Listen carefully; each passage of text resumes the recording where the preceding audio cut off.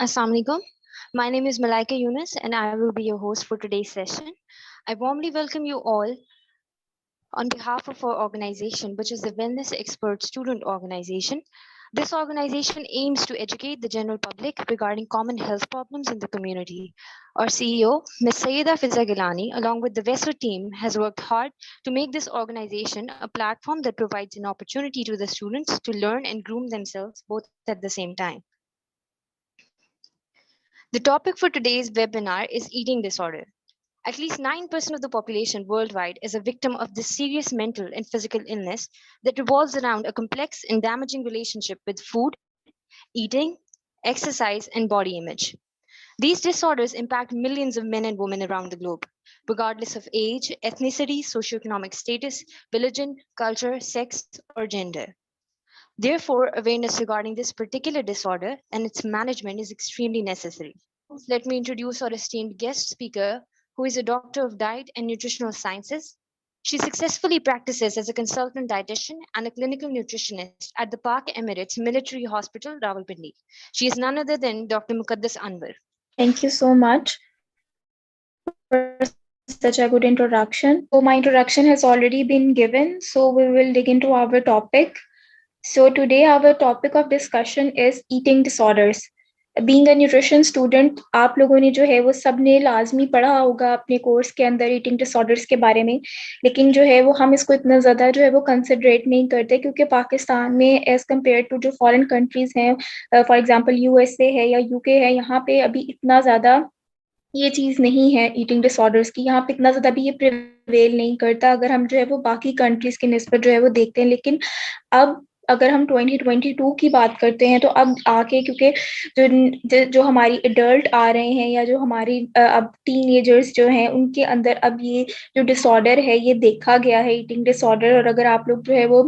जब जाएंगे या आप लोग जब वर्क करेंगे, स्पेशली अगर आप किसी हॉस्पिटल में काम करते हो बड़े लेवल के ऊपर जहाँ पे पेशेंट्स आते हैं आप लोगों के पास, तो वहाँ पे हमें जो है वो अब ये ईटिंग डिसऑर्डर्स के केसेस आना शुरू हो गए हैं। वहाँ पे आते हैं लोगों को कई दफ़ा पता भी नहीं होता कि वो ईटिंग डिसऑर्डर से सफ़र कर रहे थे, क्योंकि ये चीज़ इतनी कॉमन नहीं है, इसको इतना ज़्यादा बताया नहीं जाता, इसके बारे में हमने पढ़ा नहीं है, हमने देखा नहीं है। तो इसलिए लोगों को कई दफ़ा पता भी नहीं होता कि हम किसी ईटिंग डिसऑर्डर से जो है वो सफ़र कर रहे हैं, और वो उनको बस ये लगता है कि वैसे ही हम ज़्यादा खा लेते हैं या कम खा लेते हैं, उनको इस चीज़ का आइडिया भी नहीं होता, लेकिन वो उनको कोई ना कोई ईटिंग डिसऑर्डर होता है। Okay, so what are eating disorders? Real life threatening illnesses with potentially fatal consequences. जिस तरह मैंने आप लोगों को अभी बताया कि जो eating disorders हैं हम इसको इतना ज़्यादा इम्पोर्टेंस नहीं देते क्योंकि हमारे यहाँ पे भी इतना ज़्यादा ये प्रिवेल नहीं कर रहा, लेकिन ये एक इस तरह की बेसिकली जो eating disorders हैं वो आपकी मेंटल, आपके कॉग्निटिव जो आपकी हेल्थ है उसके साथ रिलेट करता है। अगर कोई पर्सन जो है वो डिप्रेशन से या एंग्जाइटी से सफ़र कर रहा है, आपको पता है आजकल डिप्रेशन कितना ज़्यादा आम हो गया है, सुसाइड्स वगैरह कितनी आम हो गई हैं। कई दफ़ा जो लोग डिप्रेशन से सफ़र कर रहे होते हैं उनका एज़ अ सिम्पटम्स डिप्रेशन के एज़ अ सिम्पटम के तौर पे वो ईटिंग डिसऑर्डर से भी सफ़र कर रहे होते हैं, बट उनको इस चीज़ का नहीं आइडिया होता। तो ये एक ऐसा डिसऑर्डर है कि जो आपको जो है वो रियल जो है वो लाइफ थ्रेटनिंग जो है वो चीज़ों की तरफ आपको लेके जाता है। कई दफ़ा लोगों की डेथ भी इस चीज़ की वजह से हो जाती है। It involves extreme emotions, attitudes and behaviour surrounding weight, food and size. Basically जितने भी ईटिंग डिसऑर्डर्स हैं, आप आगे पढ़ोगे एनोरेक्सिया नर्वोसा, बुलिमिया नर्वोसा, ये सब आपके मेंटल हेल्थ के साथ जो है वो कनेक्ट करते हैं कि आपका उससे आपका एक तो बिहेवियर चेंज होता है, जो पर्सन होता है जो भी ईटिंग डिसऑर्डर से सफर कर रहा होता है, basically that person is so much obsessed either about their weight, either about any certain type of food और either about their body type. उन लोगों को ऑब्सेशन होता है कि कई दफा उनको ये होता है कि हम जो है वो बहुत ज्यादा मोटे हैं और हम जो है वो हमारा वेट कम होना चाहिए। कई दफा उनको ये होता है कि हम बहुत ज्यादा थिन है, हमारा वेट ज्यादा होना चाहिए। कई दफा सिर्फ अगर वो किसी एंग्जाइटी से, किसी डिप्रेशन से जो है वो सफर कर रहे होते हैं, तो उसके नतीजे में जो है वो किसी ना किसी ईटिंग डिसऑर्डर की वजह से वो सफर करना शुरू कर देते हैं। Caused by a range of biological, psychological and socio-cultural factors, ये डिफरेंट चीज़ों की वजह से हो सकते हैं। हम एंड पे जो है वो इकट्ठे कलेक्टिवली जो है वो सारे कॉजेज डिस्कस करेंगे कि क्या क्या कॉजेज हैं ईटिंग डिसऑर्डर्स के, क्योंकि कॉजेज अगर आप बेशक डिफरेंट टाइप के ईटिंग डिसऑर्डर भी हो जो उनके कॉजेज हैं मेनली वो सेम ही हैं, दो तीन जो इकट्ठे हैं वो हम इकट्ठे ही लास्ट में डिस्कस करेंगे। हर किसी को ये हो सकता है, हर किस जेंडर को, मेल को भी हो सकता है, फीमेल को भी हो सकता है। आगे कहते थे कि सिर्फ जो है वो अमेरिकन जो है वहां पे ये चीज ज्यादा देखी जाती है, लेकिन जिस तरह मैंने अब आपको भी बताया कि यहाँ पे भी अब यहाँ ये केसेस आने शुरू हो सकते हैं। कोई इसका वो नहीं है कि इस जगह पे होगा यहाँ पे नहीं होगा, किसी को कोई भी बंदा इस चीज से सफर कर सकते हैं। हाँ, लेकिन जो अगर कंपेरेटिवली हम मेन देखें तो वुमेन के अंदर जो है वो इसकी ज्यादा रेंज है। Like they suffer 60% females suffer from eating disorders as compared to men. Men only suffer 40%। Because आपको पता है फीमेल्स जो है वो ज्यादा कंसर्न होती हैं about their body weight, about their body shape. उनको जो है वो ज्यादा ऑब्सेशन होता है कि हम जो है वो परफेक्ट नजर आए, हमारा फिगर, हमारी बॉडी जो है वो बिल्कुल एक सही तरीके से। तो इसलिए कई दफा वो इस चीज से ज्यादा सफर करती हैं। As many as 20 million women and 10 million men will struggle with an eating disorder at same point in their lives। और अगेन जिस तरह मैंने आपको बताया कि कई दफा किसी पर्सन को पता भी नहीं होता बट वो ईटिंग डिसऑर्डर से जो है वो सफर कर रहा होता है। और मोस्टली होता भी टीनेजर्स जो है या एडल्ट जो है, जो आपका एक प्यूबरिटी का फेज होता है 13 से लेके 20 तक की जो एज होती है, उसके अंदर जो है वो बच्चे, आप कह सकते हो कि वो ज्यादा इस चीज से सफर करते हैं। अच्छा, ईटिंग डिसऑर्डर्स की डिफरेंट टाइप्स है, लेकिन हम जो है वो यहाँ पे मेनली वही डिस्कस करेंगे जो most most common eating disorder है, जो बहुत ज्यादा देखे गए हैं। अब जैसे आजकल की अगर हम बात करें, हम रिसर्चेस देखें तो कई और भी ईटिंग डिसऑर्डर्स हमारे जो है वो डिस्कवर हो चुके हैं। अगर आप रिसर्च पेपर देखो तो उन्होंने पता नहीं कौन कौन सी तरह के ईटिंग डिसऑर्डर्स जो है वो डिस्कवर कर लिए, लेकिन जो मेनली हमारे पास दो तीन टाइप्स के जो कॉमन पाए जाते हैं, हम सिर्फ उनको ही डिस्कस करेंगे। First of all, we have anorexia nervosa, characterized primarily by self-starvation and excess weight loss। अच्छा, जो एनोरेक्सिया नर्वोसा है बेसिकली ये फीमेल्स में ज्यादा होता है, और इसके अंदर क्या होता है कि जो person the who is suffering from anorexia nervosa, उसका वेट बहुत ज्यादा ऑलरेडी कम होता है। वो अंडर वेट होता है, उसका वेट बहुत ज्यादा कम होता है, लेकिन उसको एक ऑब्सेशन होता है कि मेरा वेट बहुत ज्यादा है, या मैं जो है वो बहुत ज्यादा मोटा लग रहा हूँ और या क्या। और वो उसकी वजह से जो है वो खाना पीना बिल्कुल छोड़ देते हैं, बिल्कुल जो है वो अपने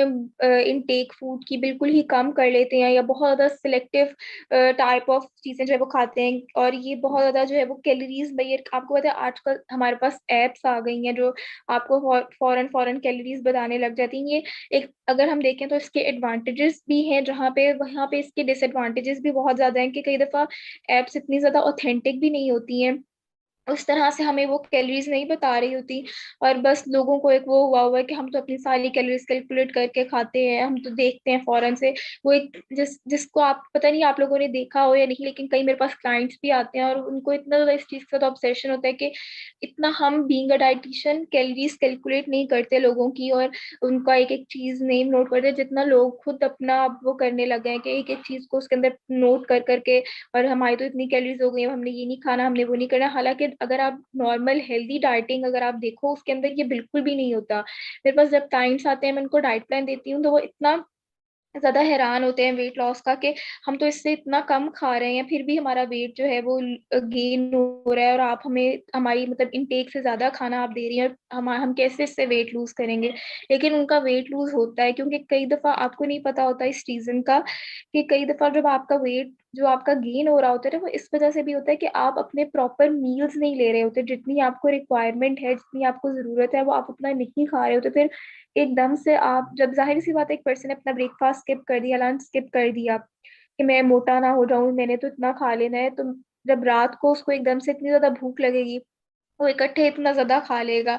उसको माइंड में ये होगा कि मैंने दो टाइम का खाना स्किप किया है, लेकिन मैंने रात का खाना क्योंकि सिर्फ एक मील खाया है, तो अब मेरा इससे वेट तो नहीं गेन होगा। लेकिन आपको पता है कि रात के टाइम हमने कोई फिजिकल एक्टिविटी नहीं करनी, हमने कोई काम नहीं करना, तो अब आप रात को खा पी के सो जाओगे तो फिर आपका वेट गेन ही होगा। बेशक आपने जो दिन भर का है वो आपने नहीं खाया, लेकिन जब एक टाइम पे आपने बहुत ज्यादा क्वांटिटी में खा लिया, वो आपका वेट गेन करवा देगा। लेकिन अगर वही आप उस मील को दिन में 3 दफा डिवाइड करके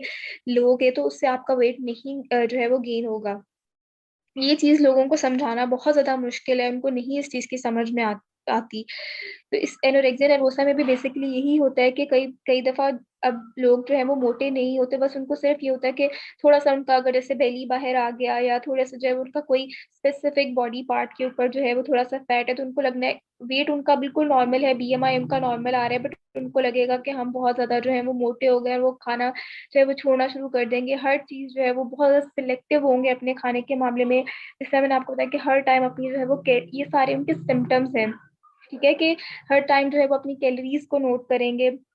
अब आपके इर्द गिर्द आप देखते होंगे, आपके कितने फ्रेंड्स इस तरह के होंगे जो ये चीज करते हैं कि वो एक एक कैलोरी नोट करके खा रहे हैं अपना बेशक बिल्कुल अच्छे भले देखने में है, और उनको कोई जरूरत नहीं है डाइटिंग की, बट उनको है कि नहीं नहीं हमने तो डाइटिंग करनी है, हमने तो अपना वेट लूज करना है, हमने तो और ज्यादा पतला होना है। तो ये कई दफा आपको इन चीजों का पता भी नहीं चलता कि वो पर्सन आपके इर्द गिर्द ही होता है, पर उसको एक क्योंकि ये मैंने आपको बताया कि ईटिंग डिसऑर्डर्स जितने भी हैं ये सारे आपके मेंटल हेल्थ के साथ रिलेट करते हैं। इनके कोई ये नहीं कि आपको सिम्टम्स इस तरह से होंगे कि आपका कोई ब्लड के अंदर ब्लड रिपोर्ट के अंदर डायग्नोज होगा या आपका कोई आयरन कम होने लग जाएगा या ज्यादा होने लग जाएगा। ये मेंटल कंडीशन है, और मेंटल कंडीशन को आप बेसिकली बिहेवियर से जो है वो आइडेंटिफाई करते हो।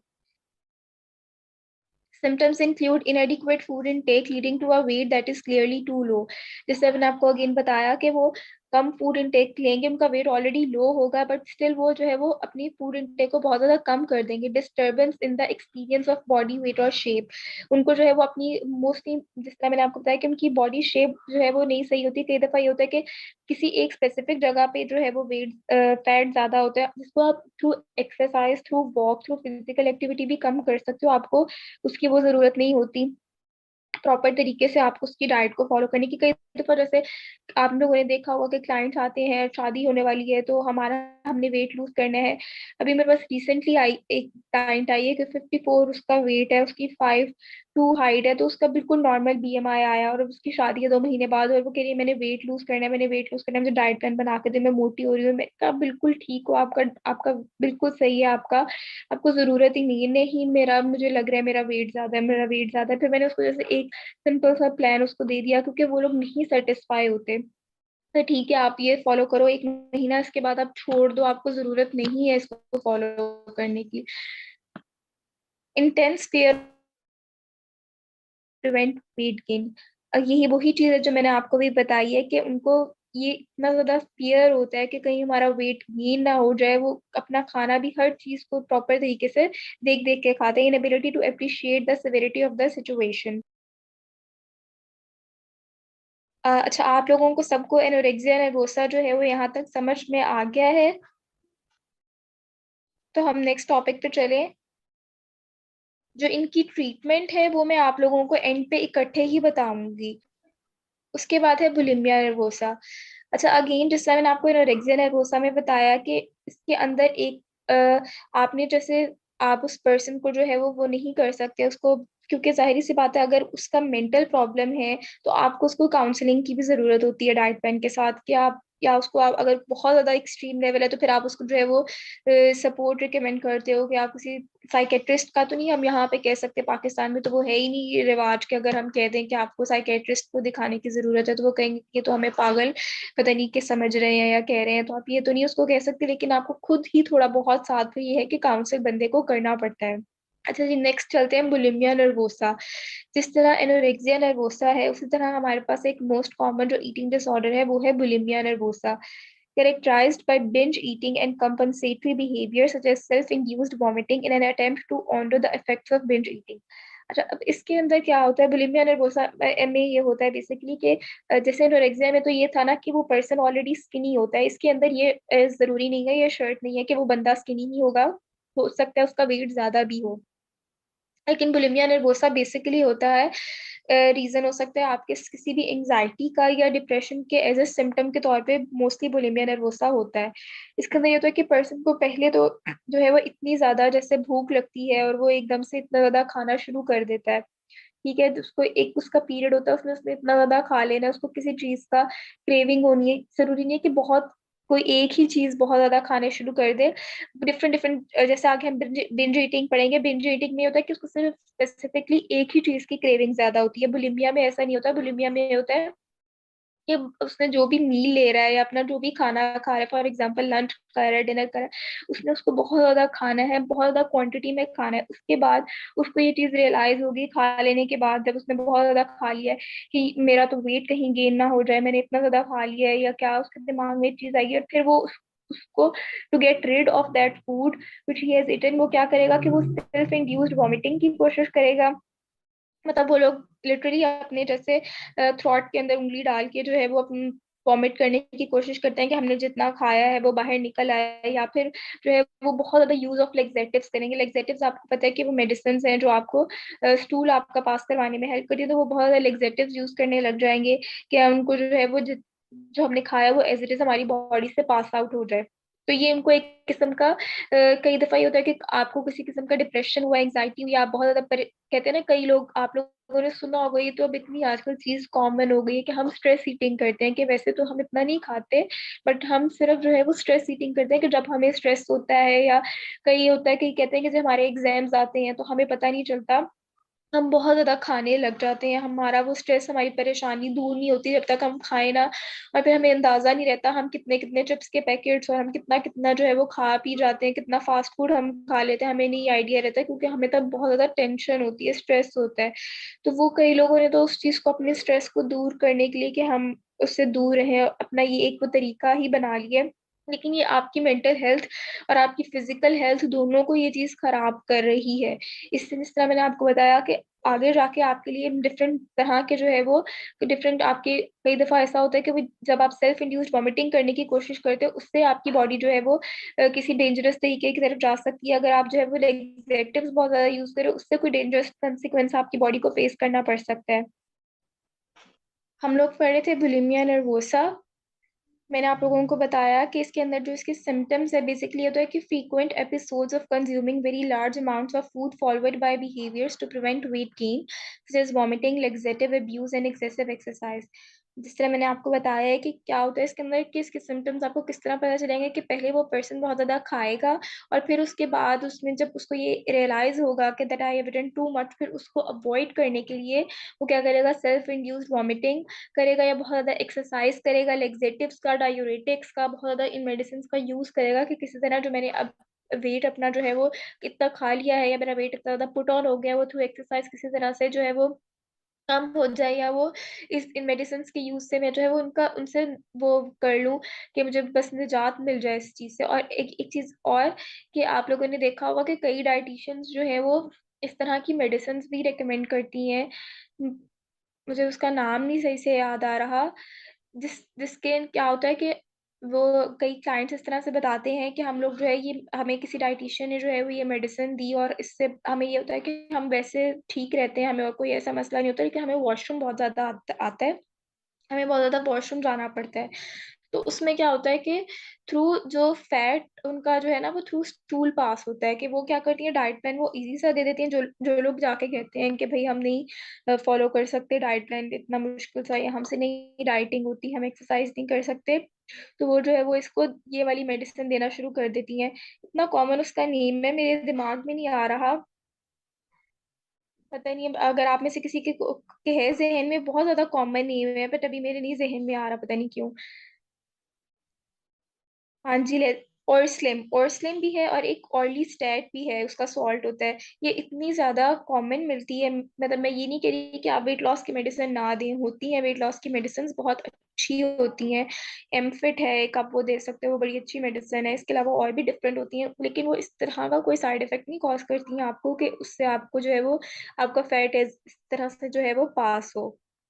तो ये गलत है, ये आप लोगों ने कभी भी ये चीजें रिकमेंड नहीं करनी है, क्योंकि इस तरह से जो वेट आपका लूज होता है वो कभी भी थ्रू हेल्दी वे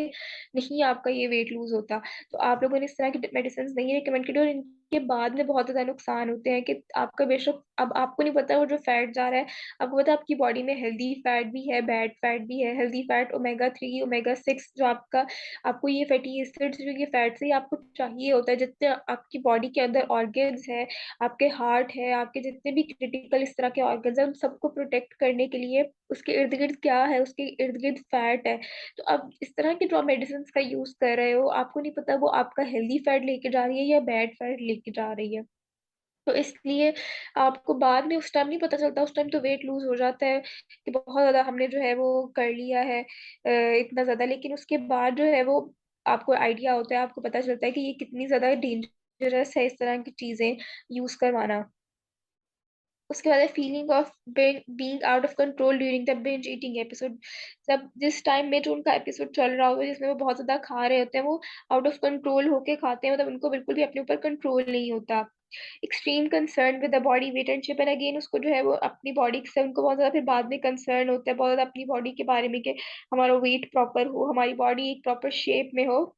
इससे रिलेटेड भी उनको बहुत ज्यादा कंसर्न होता है। ठीक है, ये है हमारे पास bulimia nervosa. So next is binge eating disorder. जो बिंज ईटिंग डिसऑर्डर है वो थोड़ा सा मिलता जुलता है विद बुलिमिया नर्वोसा, लेकिन इसके अंदर क्या होता है, बिंज ईटिंग डिसऑर्डर के अंदर ही एक डिफरेंट तरह के एपिसोड्स आते हैं, मतलब जैसे एक एपिसोड है, एक पीरियड है, उसके अंदर वो पर्सन बहुत ज्यादा खाएगा और इतना ज्यादा खाएगा कि वो बिल्कुल फुल हो जाएगा, कि उसके पेट में, जैसे आप इतना, जब कई दफा आप ओवर ईटिंग कर लेते हो और आपका पेट दुखने लग जाता है पर वो नहीं स्टॉप करता, जब तक उसका फुल, उसका जैसे पेन ना होने लग जाए तब तक वो खाएगा।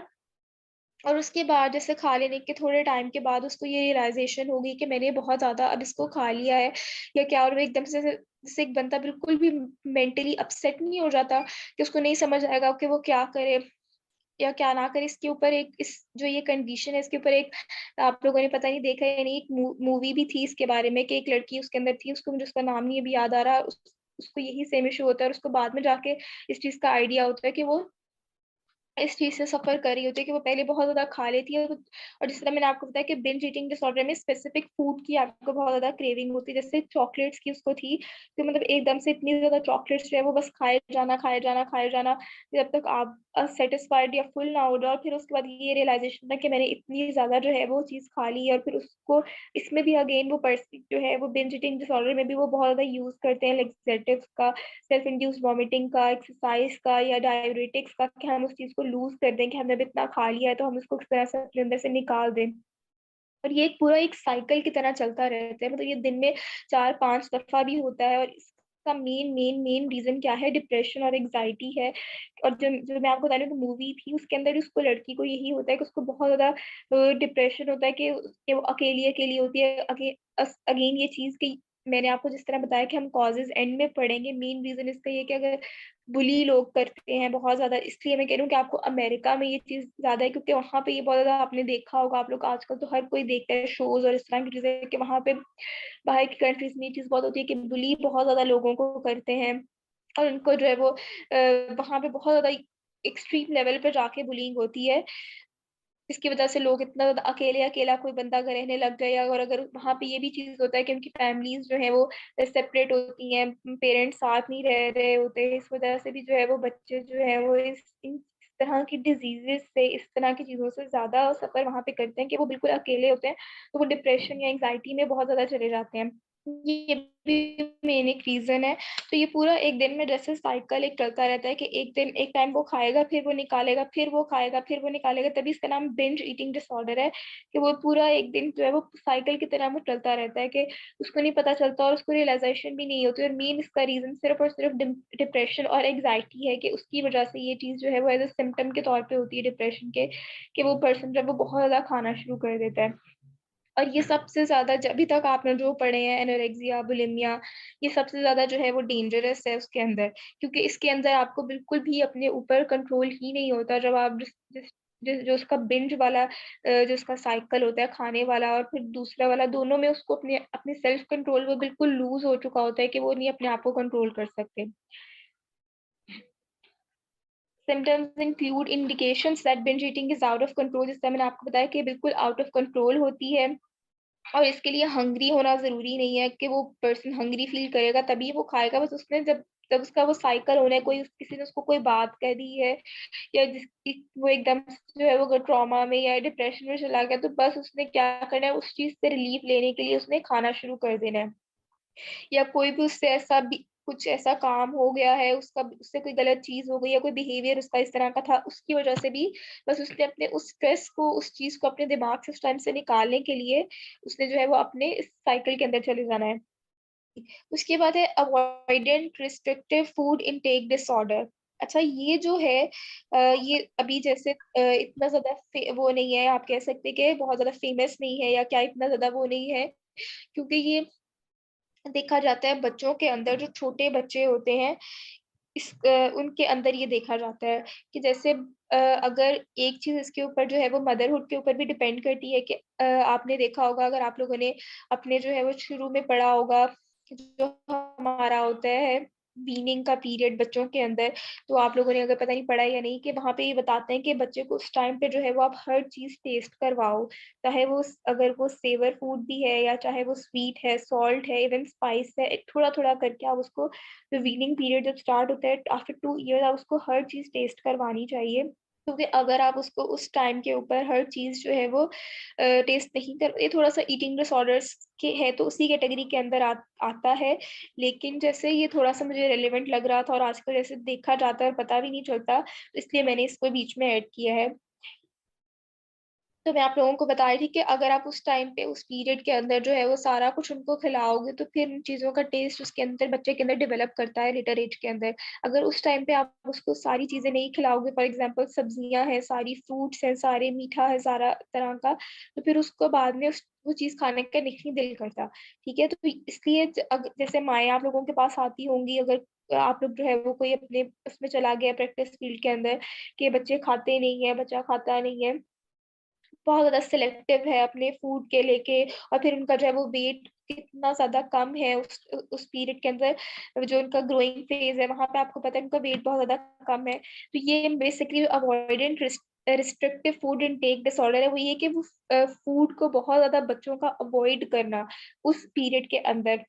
तो ये आपका 2 से लेके 7 ईयर्स तक का पीरियड होता है, यही आपको पता है बच्चों का ग्रोइंग फेज है, जिसके अंदर उन्होंने जो है वो ग्रोथ एंड डेवलपमेंट हो रही है, उनके बॉडी डेवलप होनी है, उनकी हाइट, उनका वेट, उनके ऑर्गन्स, एवरीथिंग उनका जो है वो यहाँ पे डेवलपमेंट होनी है।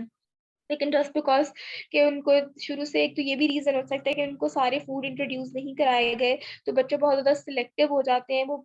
एक एक चीज जो है वो देख देख के खाते हैं कि ये नहीं खाना वो नहीं खाना, जिसकी वजह से क्या होता है कि उनका कई दफा उनका बिल्कुल इंटरेस्ट इन फूड जो है वो चला जाता है, या फूड को लेके, ईटिंग को लेके नेगेटिव कॉन्सिक्वेंसेस आने लग जाता है कि ये खा लिया तो पता नहीं मेरा ये हो जाएगा, मुझे मैंने ये खा लिया तो पता नहीं मुझे क्या हो जाएगा, है ये भी माइंड के साथ रिलेटेड, क्योंकि वो अपने माइंड में ये सोचे जाते हैं कि अगर मैंने ये खाऊंगा तो मेरी इस तरह तबीयत खराब हो जाएगी, मुझे वॉमिटिंग आ जाएगी, ये हो जाएगा। और इसी की सब कैटेगरी में पीका आता है। पीका अगर आप लोगों ने पढ़ा होगा, जो बच्चे छोटी एज के अंदर जो है वो खाते हैं, जैसे पेंट खाने लग जाते हैं, या जो है वो ये मट्टी खाने लग जाते हैं, इस तरह की चीजें जो बच्चे खाते हैं, वो भी यही होता है कि उनकी जो है वो न्यूट्रिशनल नीड्स जो है वो उस टाइम पे उस पीरियड में पूरी नहीं होती, उनको किसी ना किसी न्यूट्रिएंट की अंदर से बॉडी में डेफिशिएंसी होती है, जिसकी वजह से वो इस तरह की चीजें खाने लग जाते हैं, उनको इस तरह की चीजों की क्रेविंग होती है। तो ये कई दफा पता नहीं चलता कि ये कोई डिसऑर्डर है या क्या, लेकिन ये भी एक चीज है जो कि देखने की जरूरत है कि अगर क्या रीजन है कि वो बच्चा इस फूड की इनटेक नहीं कर रहा। Symptoms include reduced food intake and frequent complaints of bodily discomfort with no apparent cause. कि एक तो वो खाना नहीं खाएगा, बहुत ज्यादा कम खाएगा, और फिर अगेन उसको अपनी बॉडी के साथ एसोसिएट करेगा कि मैं ये खाऊंगा तो मुझे ये हो जाता है, या मुझे ये डिस्कम्फर्ट होता है, ये खाने से मेरा पेट दुखने लगता है, जबकि होता ऐसा कुछ भी नहीं है। लैक ऑफ एपेटाइट और interest in food with a range of preferred food serving over time. अब इसमें अगेन जो है वो मदर की पहले काउंसलिंग की जरूरत है, कि उनको बताया कि किस तरह से जो है वो उसको फूड इंट्रोड्यूस करवाना है, उनको देना है, और फिर उनकी भी जो है वो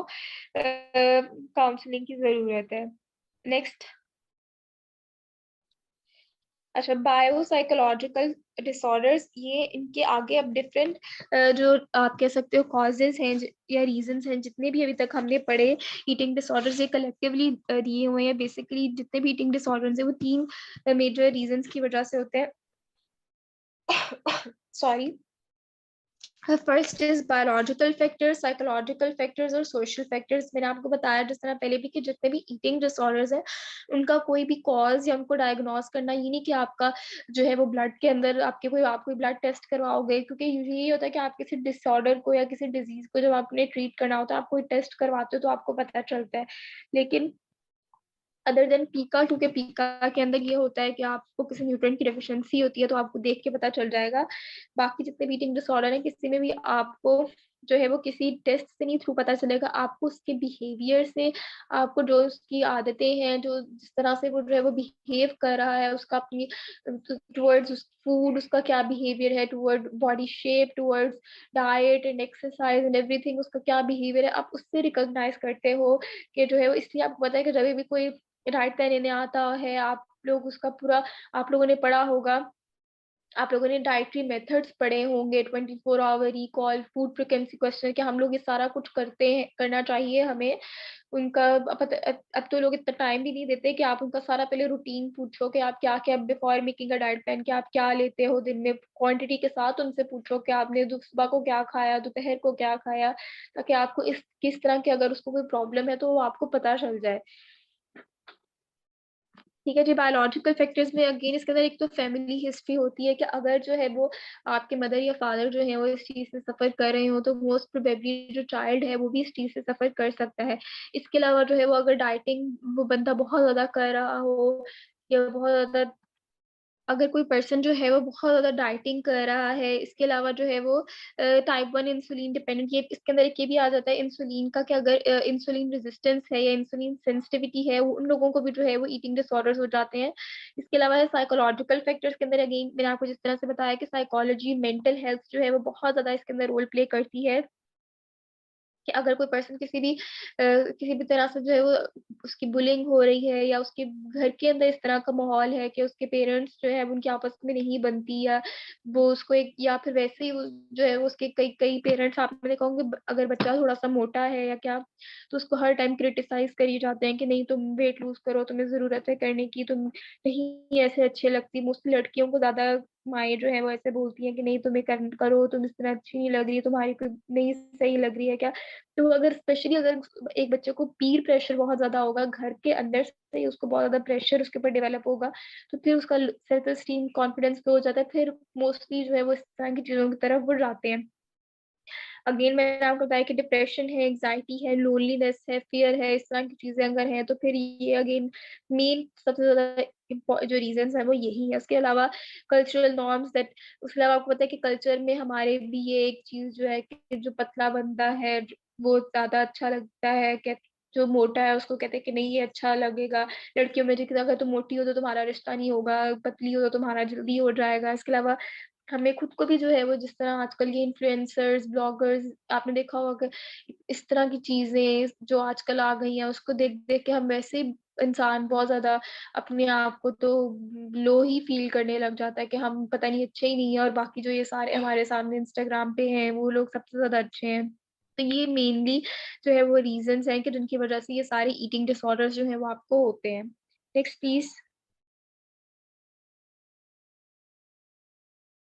अच्छा जी, कॉमन वार्निंग साइंस, अच्छा कब आपको जो है वो पता चलेगा, अगर आपके इर्द गिर्द या आप कोई फ्रेंड या आपके पास कोई क्लाइंट आता है कि वो जो है वो एक तो बहुत ज्यादा वो जो है वो जब आपसे बात करेगा तभी आपको पता चल जाएगा कि बस नहीं मैंने वेट लूज करना है, आप जो मर्जी करें मैं करूंगी, या वो कह कि मैं कर नहीं सकती, तो आप जो कोई मेडिसिन वगैरह रेकमेंड करें या क्या। इसके अलावा जो है वो परेशान बहुत ज्यादा रहे। कई दफा आपने देखा होगा कि क्लाइंट्स को आते हैं, वो एक एक छोटी छोटी चीज को, जैसे आपको जो बताता है कि हम नोट कर रहे हैं, मैंने आपको बताया कि एप्स डाउनलोड की होती हैं, कैलोरीज नोट कर करके हर चीज खा रहे होते हैं, तो इस तरह की चीजों से जो है वो आपको इनके एक तो ये चीजें आपको उनके इमोशनल और बिहेवियर से पता चलेंगी। फिजिकल साइंस क्या हो सकता है कि उनके वेट में फ्लक्चुएशंस बहुत ज्यादा आती हैं, कई दफा वेट स्टक हो जाता है, कई दफा वेट एकदम से लूज हो गया, एकदम से गेन हो गया। इसके अलावा उनको गेस्ट्रोइंटेस्टाइनल बहुत ज्यादा मसले होंगे, उनको ब्लॉटिंग का, कॉन्स्टिपेशन का, ये दो इंडाइजेशन का, ये इश्यूज उनको लाजमी होंगे अगर वो किसी इस तरह के बिहेवियर में इन्वॉल्व होंगे। इसके अलावा डिजीनेस या स्लीपिंग में उनको बहुत ज्यादा मसला होगा, उनको डेंटल इश्यूज होंगे, स्किन के साथ, जाहिर सी बात है अगर आपकी डाइट प्रॉपर नहीं है तो ये सारी चीजें, आपकी स्किन के इश्यूज, आपके हेयर एंड नेल, ये सब चीजें आपकी साथ साथ चलती है। Next please. अच्छा, अब इसकी ट्रीटमेंट क्या है। इसके लिए कोई भी हमारे पास जो है वो मेडिसिन नहीं है कि आप ईटिंग डिसऑर्डर को ट्रीट करने के लिए कोई मेडिसिन दे दो। अगर जो है वो, हाँ उसको डिप्रेशन है, एंग्जाइटी है, और इस चीज का आपको पता चल जाता है, तो फिर आप उसको जरूर ये चीज रेकमेंड करो कि आप इसके लिए कोई मेडिसिन मेडिसिन जो है वो यूज करें, एंटी डिप्रेसेंट्स आप यूज करें, आप किसी डॉक्टर के पास जाएं, वो आपको रिकमेंड करें। ठीक है, एक पूरी आपको इंटरवेंशन की जरूरत है। अकेला एक डाइटिशियन उस चीज को नहीं ठीक कर सकेगा। अगर जो है वो उसको डिप्रेशन है, उसको साइकोलॉजी, तो किसी साइकेट्रिस्ट की जरूरत है, उसको साइकोलॉजिकल ट्रीटमेंट की जरूरत है। अगेन जिस तरह मैंने आपको बताया कि यहाँ पे ये चीज अभी इतनी आम नहीं है, लोग नहीं जाना पसंद करते। फिर अगर कोई बच्चा है, कोई टीनेजर है, फिर आप उसके पेरेंट्स को साथ जो है वो करें, उनको काउंसल करें कि उनको जो है वो किस तरह से आप उनको जो है वो ना डिग्रेड करें, या आप उनको जो है वो दूसरे कई जो है वो बच्चों को अपने दूसरे उनके फ्रेंड्स के साथ या फैमिली में कजन्स के साथ जो माएँ कंपेयर करती हैं कि वो देखो फलाने का बच्चा जो है वो तो इतना ज्यादा अच्छा है, वो उसकी इस तरह से है, तुम क्यों नहीं ऐसे। तो ये चीजें भी जो है वो बहुत ज्यादा इन चीज की तरफ लेके जाती है। एक तो अगेन प्रोफेशनल ट्रीटमेंट की जरूरत है, फिर ऑन गोइंग सपोर्ट जो चाहिए, फैमिली से चाहिए, फ्रेंड से चाहिए, उन सबको काउंसिल करें कि कोई भी उसको जो है वो उस चीज की तरफ ना लेके जाए कि वो डिप्रेशन में दोबारा जाए, उसको अकेला ना आप छोड़ें। प्लस आप उसकी जो है वो फिर उसका ध्यान रखें कि वो बंदा क्या चीज ले रहा है, क्या चीज नहीं ले रहा, उसका खाना आप जो है वो उसको प्रॉपर उसका जो टाइमिंग्स है आप उसके ऊपर दें प्रॉपर, उसके लिए जो है वो अब इसके प्लान्स। तो इसके लिए अगर आपको ना कि डाइट प्लान हमने क्या देना है ईटिंग डिसऑर्डर के लिए, तो अगर जैसे एनोरेक्सिया नर्वोसा है तो उसके अंदर तो उनका वेट ऑलरेडी कम है,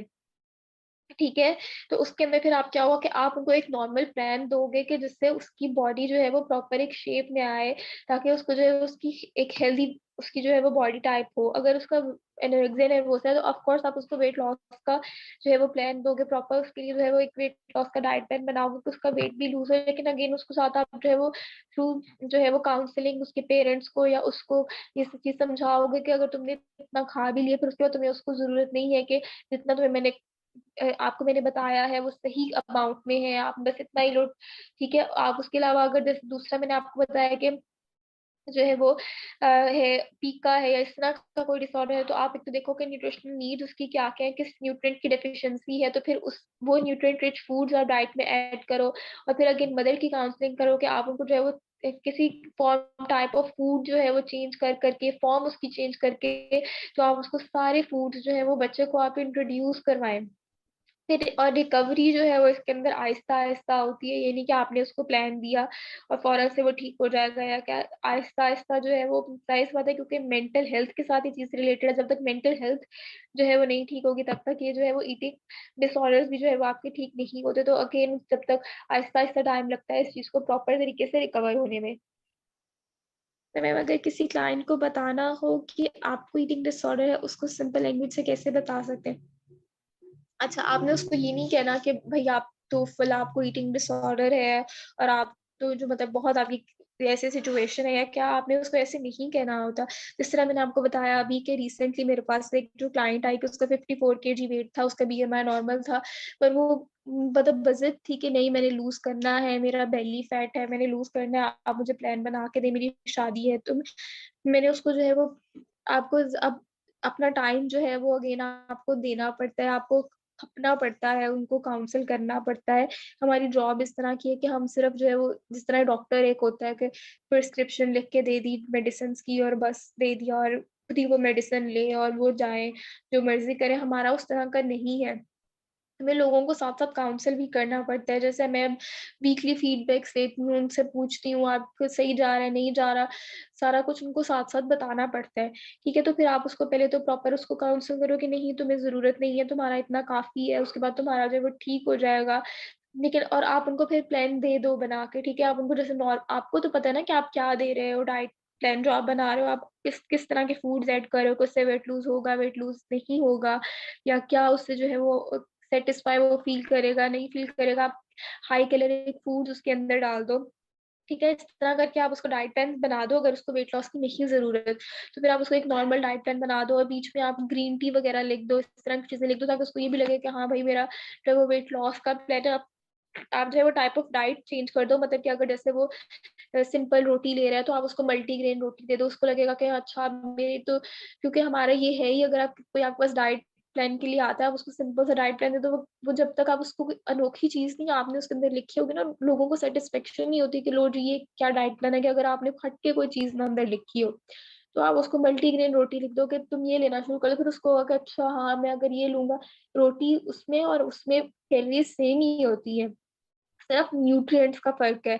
ठीक है, कि उसके अंदर 2-3 तरह के आटे हैं तो उसमें न्यूट्रिएंट्स का डिफरेंस है, तो उनको बस ये लगेगा कि हाँ अब हमने कोई चीज ली है तो शायद हमारा वेट लूज होने लग जाए। तो ये इस तरह से आपको खुद को ये, अब आप जब जाते हो आपके पास अभी, ठीक है, आपको समझ आएगी जब आपके पास ज्यादा से ज्यादा क्लाइंट्स आते हैं, आप डील करते हो, फिर आपको ये चीज समझ में आती है, फिर खुद ब खुद आप जो है उस चीज में प्रो होने लगते हो।